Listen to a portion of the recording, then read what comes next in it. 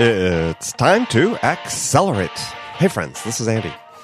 Welcome to episode 653 of Accelerate, the sales podcast of record. And sorry, apologies if my voice sounds a little different. I've been fighting with the cold all week, or actually the last several weeks off and on.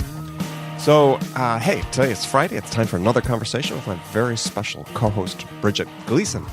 And today, Bridget and I are going to talk about the challenges associated with sales hiring. Now, this is a topic I've been covering a lot recently on the show because it's so important, right? If you want to grow your sales, you have to get the right people on board. And this is not an easy task. I mean, finding the right people requires a lot of discipline, a lot of process, and increasingly so. And we've talked about that with the guests that have been on the show. You just can't wing your way through sales interviews anymore. There's a lot of science and research done about the best ways to approach it, and we're trying to expose that information to you. And so in that spirit, today, Bridget and I are going to talk about some really excellent books that have been written recently that provide some very useful guidelines and processes for how to go about the business of recruiting, identifying, hiring, interviewing, hiring, and onboarding new sales reps. So make sure you take a listen to this. Some really good information here. If you'd like to see the show notes for this episode, go to andypaul.com/653. Now, friends, if you're a top sales performer in your current role and you're looking for a fresh challenge to take your career to the next level, then CenturyLink should be at the top of your list. With its recent acquisition of Level 3, the new CenturyLink is a world leader in providing cloud, security, real-time communications, and managed services. So if you want the excitement and the challenge, and most importantly, the rewards, both financial and psychic, that come from selling industry-leading services to the enterprise, then visit CenturyLink.com/accelerate. That's CenturyLink.com/accelerate, and join their talent community and see if a career at CenturyLink would be the right step for you. Now, finally, last note before we start with Bridget is I want to tell you about some exciting changes that I'm making to Accelerate. Now, these changes are actually going to begin next week in the first week of April. So instead of releasing 3 new episodes of Accelerate every week, I'm going to be consolidating those down into a single new episode each week. And these episodes will go live every Wednesday, so put that on your calendars. So instead of a single guest on each show, you're going to hear conversations with at least 2 guests per episode, sometimes 3 or more. And fear not, one of those conversations I'll be having every week will be with my very special co-host, Bridget Gleason, or Captain Fantastic, as loyal listeners know her. So with our current episodes averaging around 35 minutes in length, actually we're going to be running a little bit longer as we pack more goodness into each episode. So you might ask, why am I making these changes? Well, after we put out 600 episodes and start closing in on 2 million downloads of Accelerate, I went out and spent some additional time talking with listeners and asking what they wanted. And interestingly, the most common feedback that I've received from my loyal listeners has been that we're still producing too many episodes for them to keep up with on a regular basis. So I believe in giving the customer what they want. As a result, we're going to go to 1 new show per week. It'll be bigger and better than we're currently doing.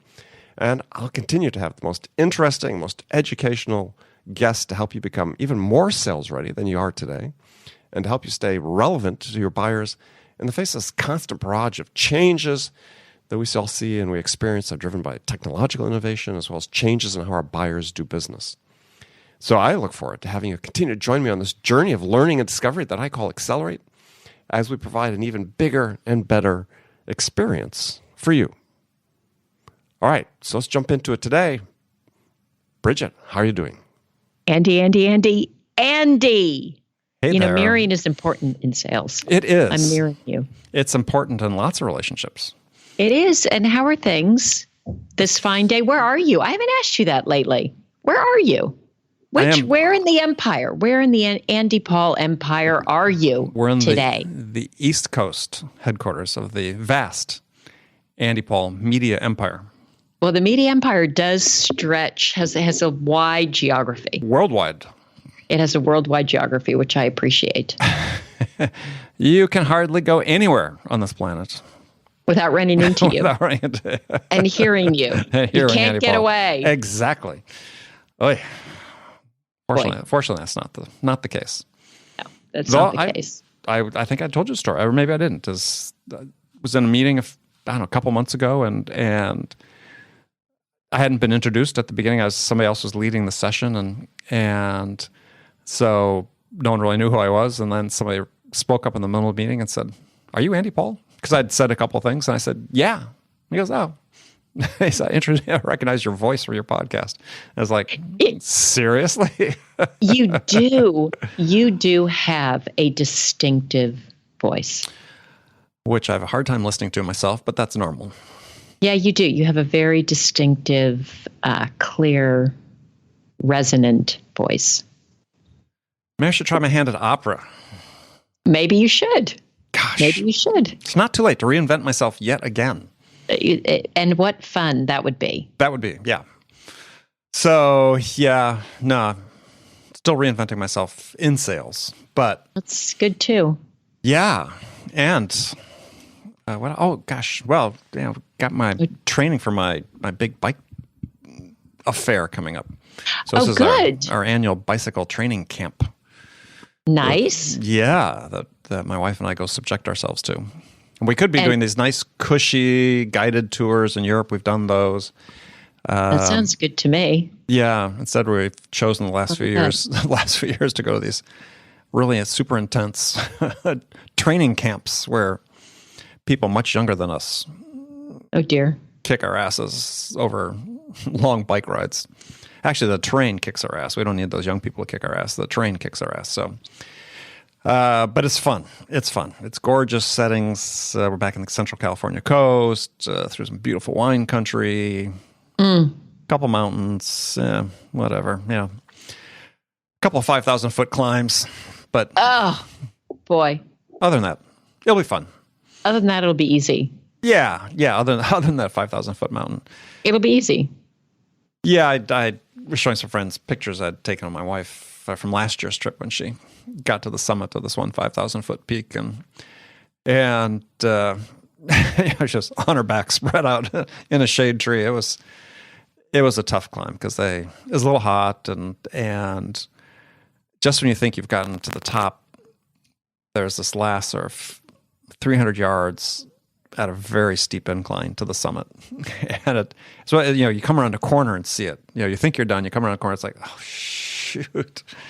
And that just about drove her over the edge. So I bet she's back for more. She's back for more. That's right. She's back for more. Back for more. So, yeah, she's very intrepid. I love that. Yeah. So, anyway, today I thought, talking about being intrepid and so on, I've read some interesting books on hiring salespeople recently. And I thought lay them on me. And I thought you'd like it. Maybe the audience would like it as well. Is the first one? The first one's actually not really a new book. It's been around for a while, but I had not been exposed to it before. And the title is "Never Hire a Bad Salesperson Again." Subtitle: Selecting Candidates Who Are Absolutely Driven to Succeed. And the author is named Chris Croner, Croner. And it was an interesting book. It was an interesting book because it's based around this idea that you can identify those candidates that possess the quality of drive. And Chris Croner's a clinical psychologist and has done a tremendous amount of research, both his own research and sort of summarizing research of Gallup and all these other organizations have been researching sales for almost 100 years now. And has isolated what he thinks is this quality of drive, and there's 3 elements to it, that the top producers have. And lays out a process in some detail about how you can identify that, what drive is, and how you can identify it in the candidates that you're looking to hire. Interesting. Okay, let's hear. I'd like that. Yeah, so I thought we'd spend time talking about drive because, I hadn't really conceptualized it in the way that he put it together. And so he said there are three elements of drive. And the first one is that people with drive are motivated by a need to achieve outstanding results, and they're willing to do virtually whatever it takes to succeed.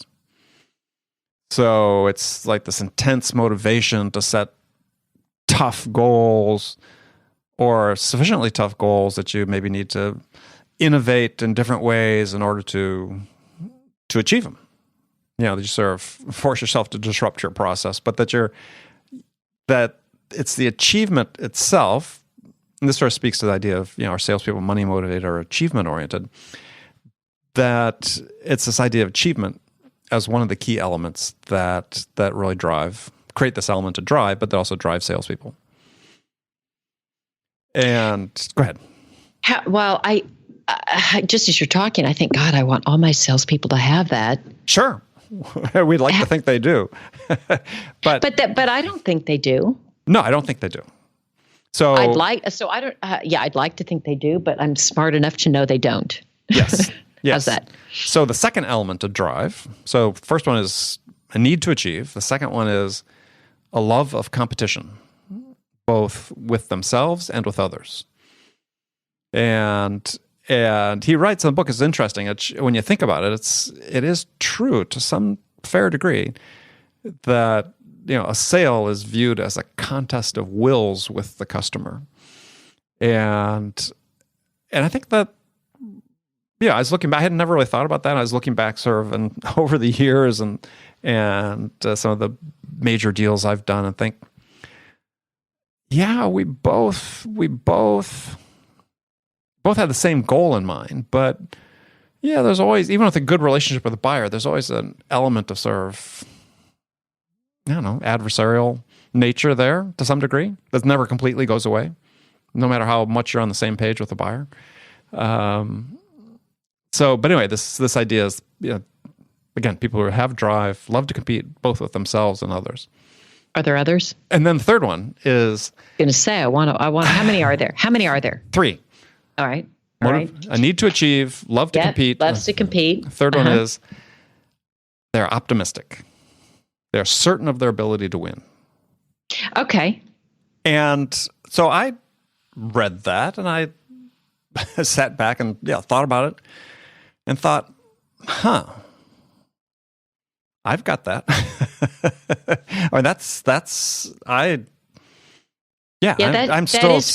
That is where we go first, isn't it? I mean, that's the first thing as I was thinking, how do I need to achieve? Yeah, that's me. Oh yeah. Yeah. And it's never, for me, it's never led with money. I was having this discussion with somebody yesterday. It's like, the money's important, right? I mean, I'm never going to say it's not important, but it's never at the forefront of my mind. It's achieving results is important, because I know if I achieve the results, then the money is going to come. I love to compete, as by virtue of the fact that not just competing in business, but I still compete, personally on athletic things. That's still important to me, to have that element of competition. When I'm in the swimming pool doing master swimming, I love to compete with the younger people. On the bike, my wife sometimes has a hard time riding with me, because I'm always sort of like, if somebody passes me, I want to go compete with them. When we're riding, somebody goes by me, it's like, oh yeah, I want to go ride with that person. So the competition is there, and I am an optimist. Yeah, I'm definitely that. I don't have the same competitive, maybe I used to, but I've had to, I think because I'm so competitive that I have to be really intentional about hobbies. Because I can just get too, like when I was learning to play golf, there was a period of time when I couldn't keep score. I just had to reduce my own stress because I had to do better than I did last time. It wasn't necessarily against anyone else, but just me getting better and improvement. I think that resonates more for me than any of the others, than competing with others. Yeah, I mean, I've got that too. I mean, I was bragging to my wife last night as I set a new personal record for the amount of watts I pushed on our Peloton bike over an hour period. setting PRs. So it's like, yay! I come out of our room where the bike is. Yeah, I just set a PR an hour. And was she? She rolled her eyes. Yeah. So, yeah. She tolerates me that way. That's very nice of her. That's a good thing. Yeah. But yeah, so that's just sort of my natural instinct. Now these days I don't feel like I'm competing against others as much as competing against myself in business. Things I'm trying to do with my business, I don't view other people as competitors. I've met the enemy and he is me. So yeah, I'm competing with myself at all the times. But I think I agreed. I thought that summary of good salespeople, and I just wasn't using myself as an example. I sat back and thought of the top producers that had worked with me over the years, either people that I had seen when I was younger in my career who are more senior, bosses I respected, and they all had that. Yeah, and I think the optimism, the number 3, is a really important one. Yeah, interesting. I had a conversation with somebody just recently, a woman named Libby Gill, who's written a new book that's coming out shortly called... what's it called? The Hope-Driven Leader, Harnessing the Power of Positivity at Work. And she was advocating that really what I think Chris Croner is talking about in his book is optimism, is really hopefulness. And there's apparently, I didn't realize there's a whole science that's sprung up around this idea of hope and positivity, and there's like a theory of hope that exists. But the difference between optimism and hope is basically hope is optimism with a plan. So hope is a belief. Hope is... Yeah, hope is a belief with an expectation or a plan to it. That there's steps you're going to take to achieve what you hope to achieve. Yeah, I like it. Yeah, so I told her, it said, yeah, Libby, it sounds to me like optimism with a plan, and she sort of laughed, and she didn't tell me to shut up, so I figured I was onto something there. So yeah, so maybe the third element is more hopefulness. But anyway, it's the, as Chris Cronin talked about in his book, is, this ability to succeed and the desire to succeed, have to be matched by the belief that you can succeed. And that's absolutely true. I mean, you can be as competitive as you want, but if you don't believe that you're going to win, then your odds of winning go down. Definitely. So he puts out in his book, they've got his company sells a off-the-shelf sales assessment that you can use to test for drive. And I thought, yeah, that could be interesting for some companies. If these are qualities. His company is called Sales Drive, not surprisingly. And yeah, I urge people to check that out. I mean, I'm a huge fan of using assessments as a data point. Definitely. During your hiring process. And as opposed to sort of the conventional sales aptitude, sales personality tests, you might try this one because it might give you a different, better result. What is the assessment? Where does one find it? I believe it's at salesdrive.com. Salesdrive.com. God, if only it would be so easy. Like, I'd like to believe that I could give somebody an assessment and that would solve my hiring issues. It won't. Wouldn't that be great? It won't. Thank you. Well, so that's our leads to the next book that we read, which I read was written by a gentleman named Jeff Hyman. And this book is titled Recruit Rock Stars, the 10-Step Playbook to Find the Winners and Ignite Your Business. And I'm not a huge fan of the title about the whole rock stars thing, but but it's a really good book, though. Other than the title, it's a really good book. And I was interviewing Jeff to be on the show and sort of gave him a hard time about that. But what he talks about is similar to a process that I've advocated for a long time, about a data-driven process that you have for hiring, that its intent is to mitigate the impact of the emotion in the decision-making and the hiring process. And so some of the key things he talks about, he goes in some better detail than I had in my own process, and I told him I was going to steal them. But is one is you sort of start with this idea is you've got a scorecard. So before you're interviewing people, is you're creating a scorecard, and you have these various criteria that you're going to score. And that then becomes your data at the end of your process that you use to make a decision. And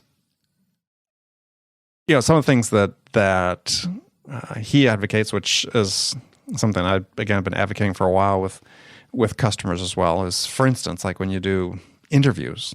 Right now, the way most companies interview is, we'll bring somebody in, they'll talk to 3 or 4 people, we'll get together at the end, and we'll sort of compare notes. Really what the state of the art is that, you may have 3 or 4 people interview, but they're all going to ask the exact same questions in the exact same order. No freelancing, no weak questions. And Jeff, in his book, has a series of questions you can ask for the standard interviews, which make it valuable. You can adapt or adopt some of those to your purposes. But then when you do that, you have a standard framework with which to discuss the candidate. And everybody scores the candidate based on the answers they gave to each of the questions. And so, the interview block has a score.